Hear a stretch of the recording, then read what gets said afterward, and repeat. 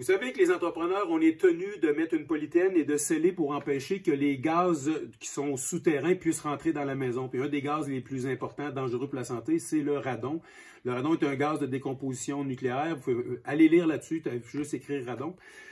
Pour ça, pour vous dire, c'est que c'est une des grandes causes des cancers, c'est la deuxième cause principale des cancers du poumon après la cigarette. Donc, c'est pour ça que le Code du bâtiment s'est penché depuis très longtemps. Si on va même en code 2, j'ai même trouvé un code 72 où est-ce qu'on parle de la gestion des gaz souterrains. Chose certaine, moi j'ai mon détecteur de radon, je l'ai installé. Comme vous pouvez voir, la maison est neuve, les fenêtres sont ouvertes, le sol est très bien aéré. Mon détecteur de radon, je l'ai installé depuis à peu près une douzaine de jours, puis j'ai une moyenne d'à peu près, là j'ai 35 aujourd'hui, mais j'ai une moyenne de 65 becquerels, autrement dit par mètre cube. Ça, c'est la lecture du radon. Donc, j'ai du radon.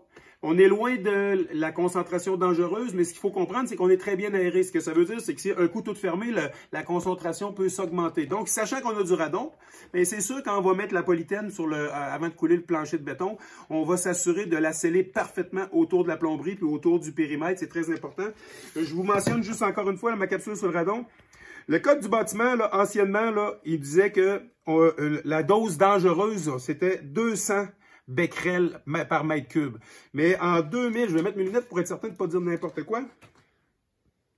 Il y a eu un changement au code du bâtiment. Donc, en 2009, c'était 200 becquerels. Puis à partir de 2009 et moins, à partir de 2009, il y a eu un ajustement. C'est devenu où est-ce que la tolérance était de 800 becquerels. Fait qu'aujourd'hui, le Santé Canada tolère jusqu'à 800 becquerels avant que ce soit dangereux.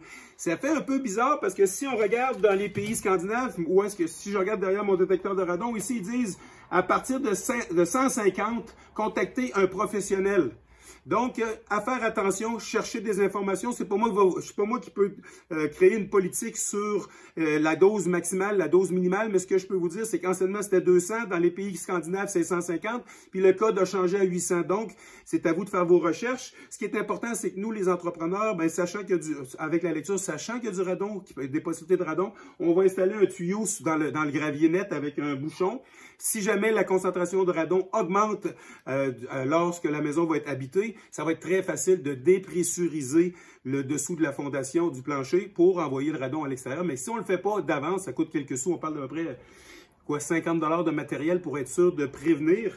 Puis autre chose, si vous avez des inquiétudes sur le radon, vous pouvez contacter la Société du cancer. Vous pouvez faire venir un dosimètre.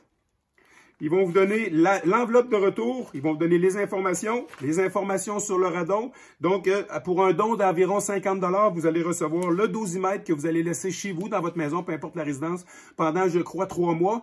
Par la suite, vous envoyez le dosimètre par la poste avec l'enveloppe pré-timbrée, s'il vous plaît.